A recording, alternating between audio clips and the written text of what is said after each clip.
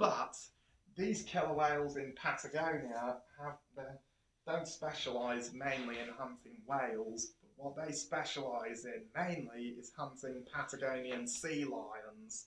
And it's there that they have probably the most famous what's called killer whale culture, where there's actually a stretch of coastline in Patagonia, right at the southern tip, called the Peninsula Valdez, where the orca actually nearly beach themselves on the sand to grab sea lions in the surf zone. And quite often, if they go, then they will get a sea lion that's right in the surf zone on the edge of the waves, because usually a well-placed bite will leave a victim to bleed to death, or they will drag it back out to sea and will try to drown it. Because while that may seem a bit cruel to humans, what you've also got to understand is that the orca have got to do this in order to feed themselves, but more importantly feed their calves, because the orca calves need to feed as well, but also learn the skills that will allow them to be the ocean's top predator. And another thing about killer whales is that like all members of the dolphin family, they have a sonar-like language. It's called echolocation. It's sort of like the sonar on a submarine. You've probably seen it in the movies. You hear a sound that goes bop and disappears off into the distance and bounces back off objects that are in front of it. That's mainly how killer whales hunt, is using sonar.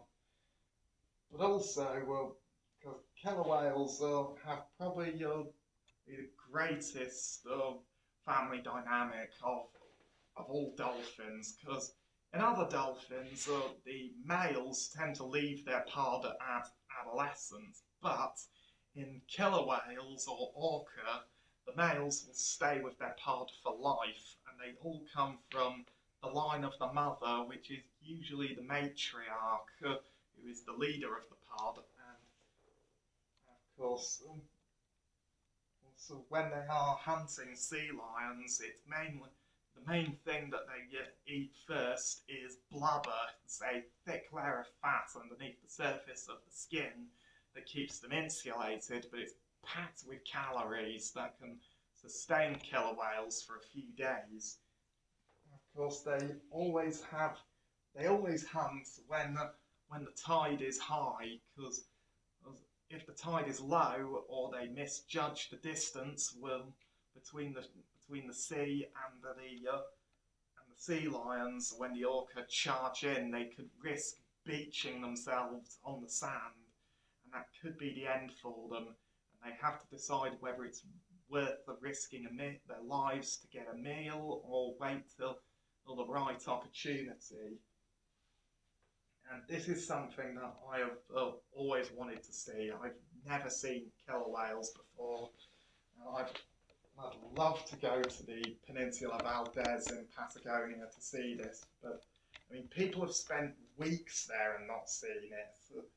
Yes, I mean, very few people get the chance to see this killer whale culture, but I hope that one day I'd be able to go there and film it.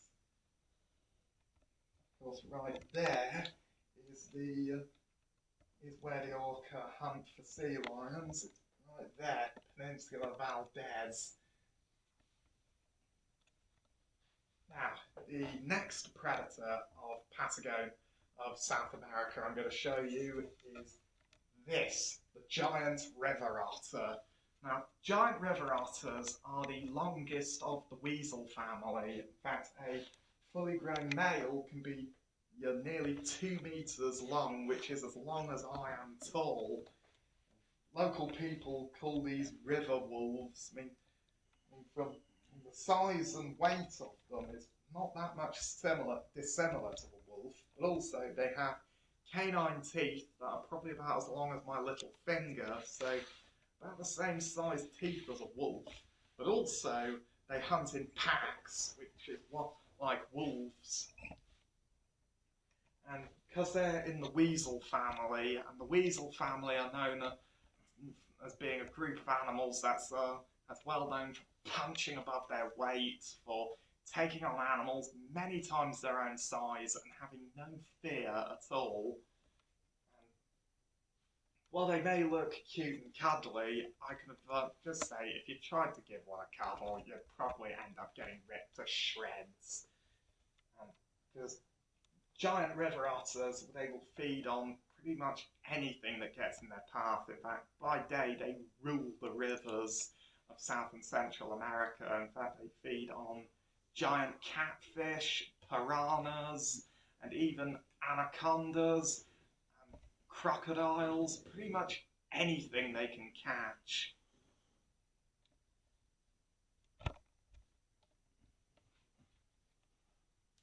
One way they hunt is by using their incredibly sensitive whiskers, which can detect the wake of a fish in the murky waters. And of course, when I said about them being able to take on crocodiles, in fact, you can see right here, by working together, they can take on and kill a fully grown caiman just by slicing it open with their teeth. You can see there's, from the otter skull here, they have very ferocious canine teeth and powerful stout cheek teeth called carnassials, and they're what they use to grind up flesh but also crunch through bones. Unfortunately, giant river otters are incredibly rare, and one of the main reasons for that is that they were hunted almost to extinction by humans for their fur. They're losing their habitat through the logging industry, but also dams are being built that are blocking off the rivers. And also, so pollution and overfishing in the rivers where they live is causing problems for them.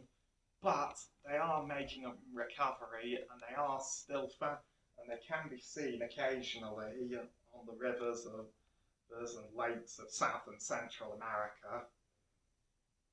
But there's still no guarantee that you'll see one, but there is always a chance that you might be able to. This is their range in South America. Now the next animal is a predator, but it's more of a scavenger. But then again, if you think about it, scavengers are just predators going about getting their meals the easy way. It is the Andean Condor. Now this is the largest bird of prey on the planet. It has a wingspan of 3 meters long. It can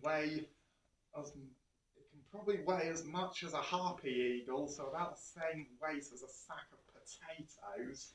And they have an incredibly powerful beak that can tear open the toughest of carcasses. Of course, condors are very, very big birds, and of course that one there is a male, and that one there is a female. And you can tell this is a male because of the distinctive crest on his head. They have eyesight that's probably 8 times more powerful than ours, and a beak that is as tough as a pair of bolt cutters. Quite often when an animal dies in the Andes, the first vultures that arrive are black vultures and turkey vultures. Turkey vultures are actually very interesting birds in themselves because they have an incredible sense of smell, which is very unusual for birds. But both they and the black vultures don't have the strength in their beaks to get through the tough hide and to open it up. So they have to wait for the arrival of the bigger birds, king vultures and Andean condors. This here is a king vulture.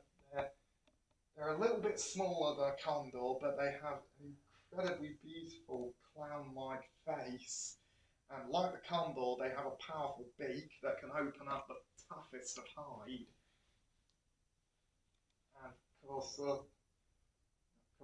condors have like one chick every 2 or 3 years, and quite often they bring food back to their nest. And when the youngster is able to fly, it will quite often follow its parents on trips to find food. But unfortunately, condor numbers have dropped dramatically in the wild. There's now fewer than possibly 5,000 left in the wild. Main reasons for that are climate change, as well as lead poisoning and pesticides used by ranchers and farmers to kill the predators that prey on their livestock. And of course, with lead poisoning, it's usually when an animal is shot out in the wild, quite often the bullets are left in it, and they can bring on lead poisoning. And that has caused condor numbers to drop dramatically. But thankfully, since the 1980s, condors have been making a dramatic recovery, and they are slowly coming back from the brink of extinction. Like with breeding populations in captivity and protection in the wild, they are slowly starting to make a recovery, which is a good thing, because without these animals, then carcasses are just going to build up everywhere and spread diseases, which won't just affect wildlife, but also affect humans. Here is the range of the condors. You can see they live along the Andes mountain range. Now, the next predator I'm going to show you is another snake, and probably my second favourite snake. It is the Yellow-Tailed Cribo. The Yellow-Tailed Cribo is a very incredible snake. In fact, it can grow to be about 5 meters long. It has a beautiful golden yellow tail, hence the name, and its scales are almost like it's made of silk, so no matter how hard you grip it, it just slips through your fingers. But also, this is the snake equivalent of a Terminator, because this snake will feed on just about anything. It will feed on small mammals, amphibians, reptiles, birds, and even other snakes, including some of the most venomous found in Latin America, and that includes fer-de-lance, coral snakes, rattlesnakes, bushmasters. All of them can fall prey to this leviathan beast of a snake. And it will also feed on hard-shelled tortoises and even large frogs. How it kills its prey is not through constriction or venom, but by having the strongest bite of any snake.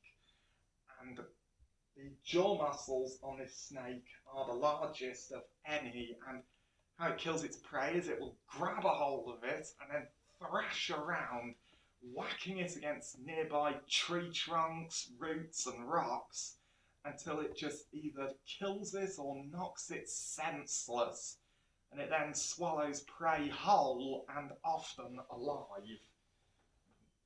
The Yellow-Tailed Cribo is of no danger to human beings at all, but if you were another snake, a frog, a lizard, a bird or a small mammal in the jungle, this would be your living nightmare.